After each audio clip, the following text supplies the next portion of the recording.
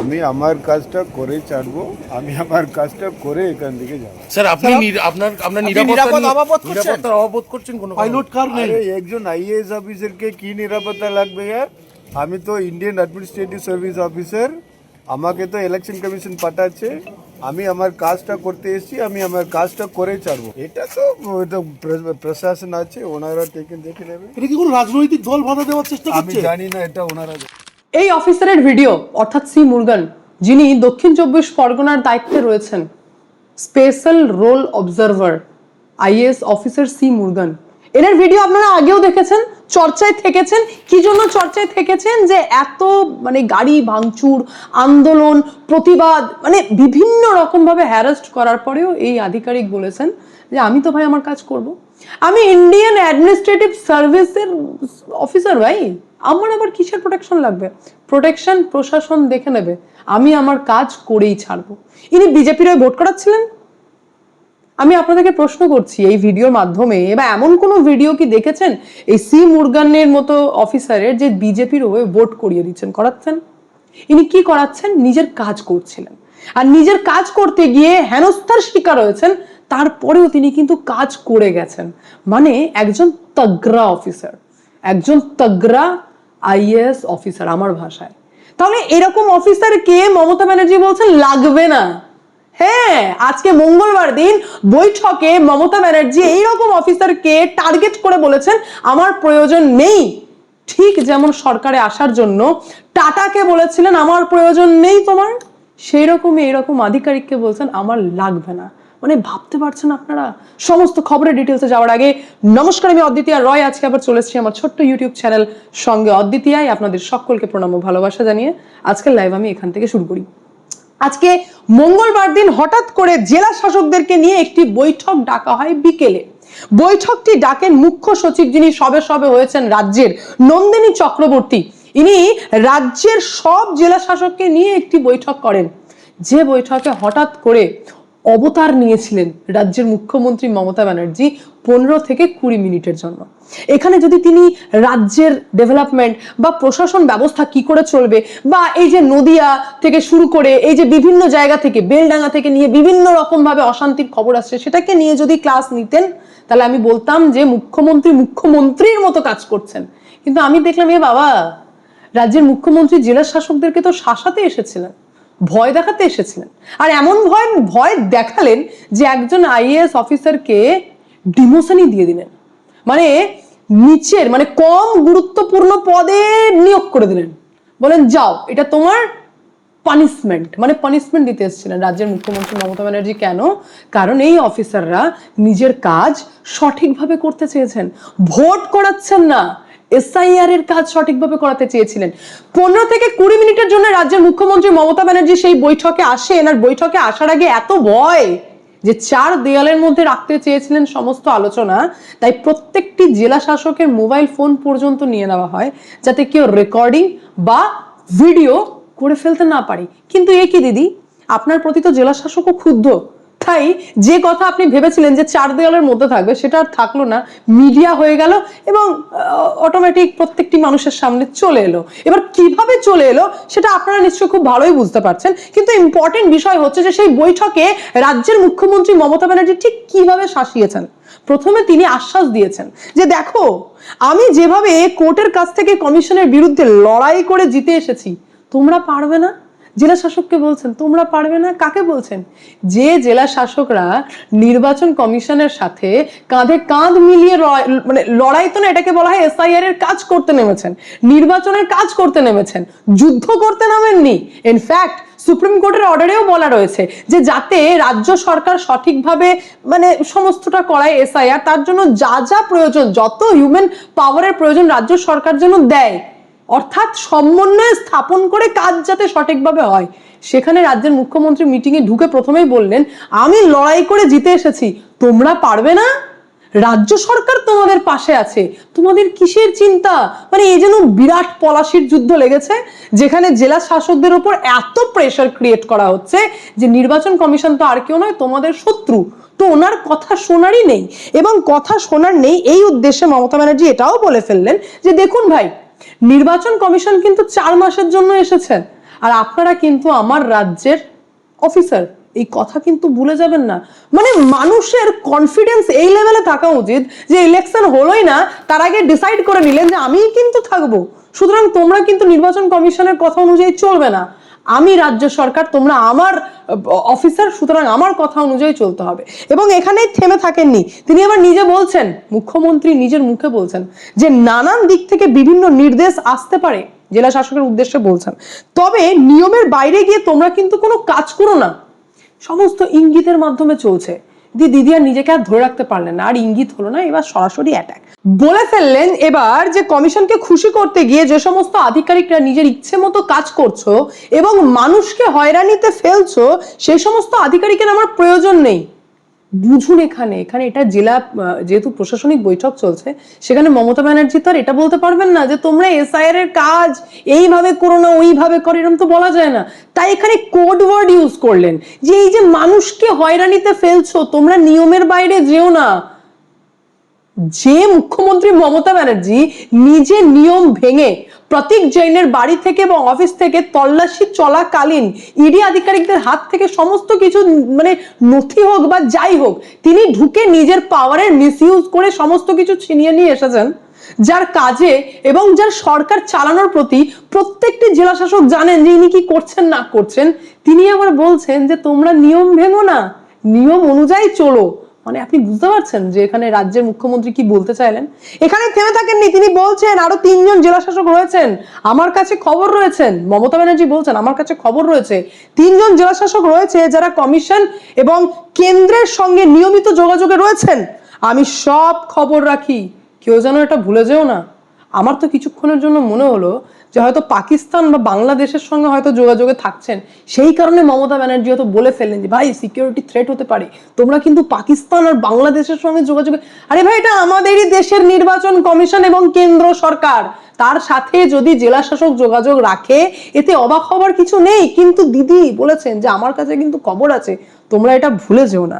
শুধু তাই নয়, এখানে থেমে থাকেননি, আরো বলে ফেললেন, বললেন যে এই যে স্পেশাল রোল অবজারভার রয়েছেন সি মুরগান, যার ভিডিও আমি প্রথমেই চালালাম, ওনার কাজে একদম সন্তুষ্ট নয়, তিনি তীব্র ক্ষোভ প্রকাশ করলেন। আর শুধু তাই নয়, রণধীর কুমার ওনার ভূমিকা নিয়ে তো চরম অসন্তোষ প্রকাশ করলেন ওপেন বৈঠকে, এবং খুব অদ্ভুতভাবে বৈঠক শুরু হবার কিছুক্ষণ আগেই এই রণধীর কুমার ওনার কিন্তু ডিমোশন হয়ে যায়, অর্থাৎ কম গুরুত্বপূর্ণ পদে সরিয়ে দেওয়া হয়। আর এটা হামেশাই হয়ে থাকে, যে আধিকারিক ভালোভাবে কাজ করতে চায়, যে অফিসার সঠিকভাবে চলতে চায়, তাকে যাতে ডিউটি না করতে দেওয়া হয়, তাই ট্রাফিকে ট্রান্সফার করে দাও, ফরেস্টে ট্রান্সফার করে দাও, মানে এমন একটা জায়গায় দিয়ে দাও যেখানে কোনো কাজই নেই। মানে ওই অফিসারের যে যোগ্যতা রয়েছে, তিনি যে কাজ করতে পারেন, যে লেভেলে গিয়ে রিস্ক নিতে পারেন, সেই অফিসারকে ইমিডিয়েটলি সরিয়ে দাও, তাই কোনো কাজই দিও না। সে বিরক্ত হয়ে বলবে আমি কাজই করবো না, আমি ছেড়ে দিলাম। ভাই, এটা প্যাশন। এই যে জেলা শাসক পদে যারা বসে রয়েছেন বা এই যে আইএএস অফিসার অর্থাৎ ইন্ডিয়ান অ্যাডমিনিস্ট্রেটিভ সার্ভিসে রয়েছেন, তাদের কাজ, অনেক অফিসার এরকম রয়েছে যেটা প্যাশনের সাথে এনারা কাজ করে থাকেন, তাদেরকে যদি কাজ করতেই না দেওয়া হয় তাহলে কি করবেন এই পদ নিয়ে? কি মানে ট্রাফিকের লাইট গুনবেন কি ভাই? তো এই কাজ করছেন আমাদের রাজ্যের মুখ্যমন্ত্রী। কিন্তু আমি অবাক হয়ে গেলাম যে মমতা ব্যানার্জি এত কথা বললেন, মমতা ব্যানার্জি বলে ফেললেন যে এসআইআর এর কাজ ঘিরে উত্তর এবং দক্ষিণ কলকাতা, উত্তর এবং দক্ষিণ 24 পরগনা সহ যে সমস্ত মানে বেশ কিছু জেলা রয়েছে, সেখানকার কাজ একদম সঠিকভাবে হচ্ছে না। দক্ষিণ 24 পরগনার কথা তো বলবেনই, সি মুরগানের কথা তো বললাম, উনি তো দায়িত্বে রয়েছেন দক্ষিণ 24 পরগনায়। মানে ভাইপোকে ফুল প্রোটেকশন দেওয়া, ভাইপো যিনি ফেসবুকে পর্যন্ত পোস্ট করে থাকেন না, বুস্ট দিয়ে দিয়ে রিচ বাড়াতে হয়, মানে পপুলারিটি নেই বললেই চলে, কারণ নেতা জোর করে হওয়া যায় না, মানুষের পছন্দের ওপর বেস করে নেতা হয়। সেখানে অভিষেক ব্যানার্জি নিজের ফেসবুক পেজ পর্যন্ত বুস্ট করে চালিয়ে থাকেন। আমি জানি, আমিও সোশ্যাল মিডিয়া প্ল্যাটফর্মই ইউজ করে থাকি, আমি জানি কোনটা বুস্ট হচ্ছে কোনটা হচ্ছে না। তো এইভাবে তো চলে। সেইখানে সেই ভাইপোকে প্রোটেকশন দেওয়ার জন্য সি মুরগানকে পর্যন্ত থ্রেট করে দিলেন মানে মমতা ব্যানার্জি, অসন্তোষ প্রকাশ। তো এই সমস্ত কিছুর মধ্যে একজন রোল অবজারভার জানিয়েছেন এই সমস্ত বৈঠকের পর, বলছেন যে এখন তো আমরা কাজ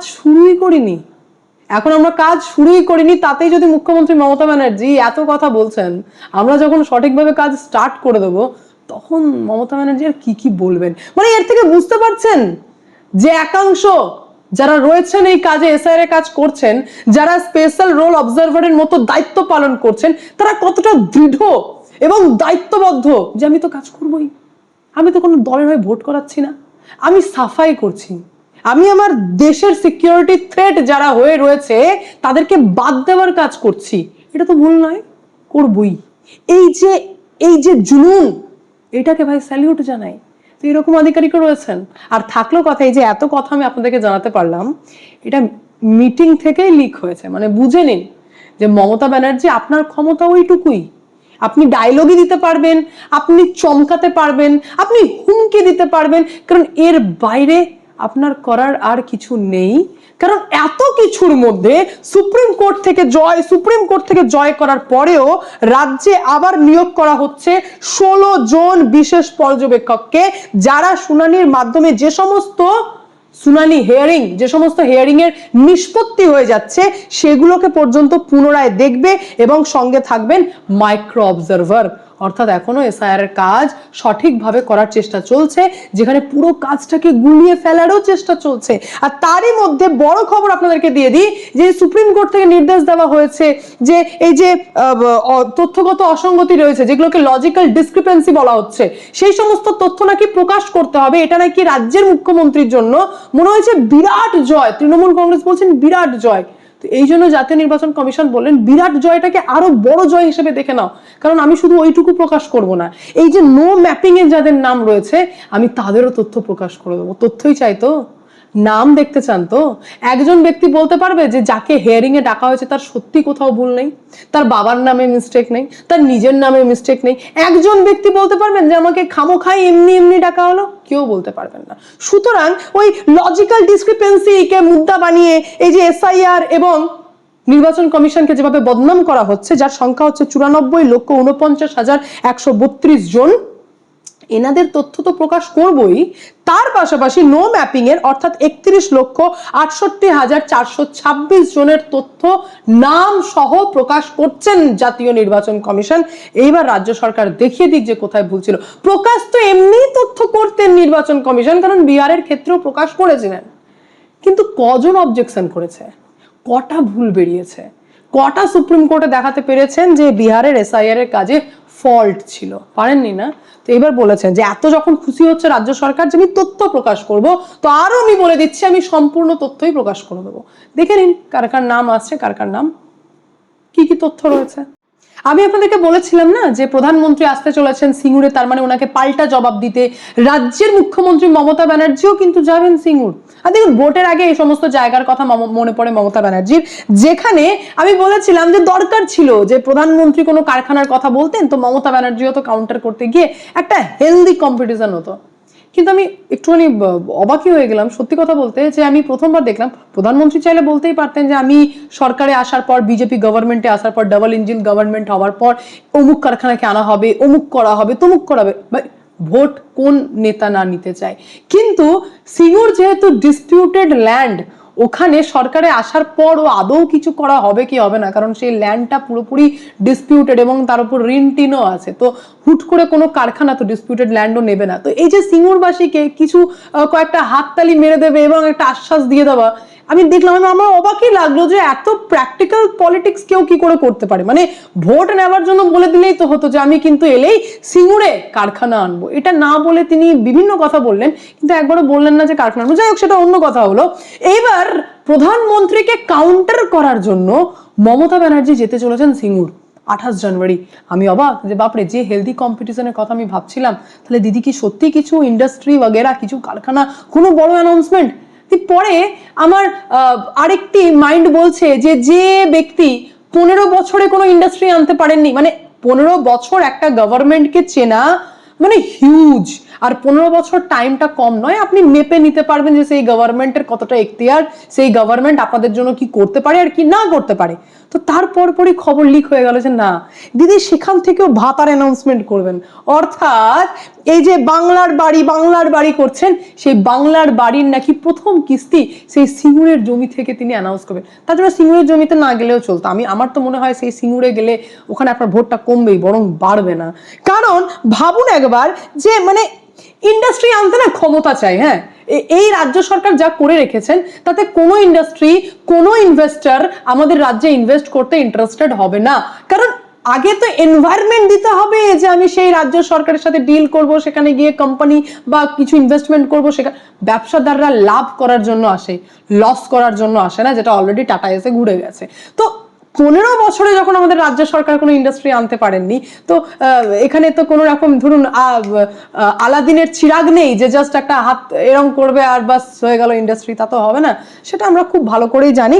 তারপরেও ধরুন মানে মমতা ব্যানার্জির যা ট্র্যাক রেকর্ড, তাতে হঠাৎ করে দেখলাম যে বেচারা মান্না, আপনি জানেন তো রুরাল আর পঞ্চায়েত ডেভেলপমেন্ট মিনিস্টার আমাদের রাজ্যের, উনি আবার বলে ফেললেন যে জানেন 1600 নাকি শিল্প এসেছে, তো বিরোধীদের চোখে নাকি ছানি লেগে রয়েছে বলে দেখা যাচ্ছে না। সত্যিই আমার মনে হয়, বিরোধী কিনা জানি না, আমার তো মনে হয় বাংলার মানুষের প্রত্যেকটি বাংলার মানুষের চোখে ছানি লেগে রয়েছে, সেই কারণে দেখা যাচ্ছে না। আমরা স্বাস্থ্য সাথীর মাধ্যমে যখন সেই ছানির অপারেশনটা হয়তো করে উঠতে পারবো, তারপর হয়তো সেই 1600 শিল্প আমরা দেখতে পারবো। আপাতত তো কিছু দেখতে পাচ্ছি না। কিন্তু হ্যাঁ, আমি সিঙ্গুরের ওয়েটে থাকলাম যে সেই ডিসপিউটেড ল্যান্ড নিয়ে ফাইনালি মমতা ব্যানার্জি কি বলেন। যদিও আমি আগেই বলে দিলাম কি বলতে চলেছেন, এবার বলা যায় না, সিচুয়েশন, পরিস্থিতি বলে দিলেন কিছু একটা, তো দেখা যাক সেই দিন মমতা ব্যানার্জি কি বলেন। বাকি আপনাদের কি মন্তব্য অতি অবশ্যই কমেন্টের মাধ্যমে জানাবেন। আমি এখানে এন্ড করবো, দেখা হচ্ছে নেক্সট ভিডিওতে। ভালো থাকবেন, সুস্থ থাকবেন, সঙ্গে অদ্বিতীয় চ্যানেলকে অতি অবশ্যই সাবস্ক্রাইব করবেন, কারণ একটাই, যা হবে স্পষ্ট হবে।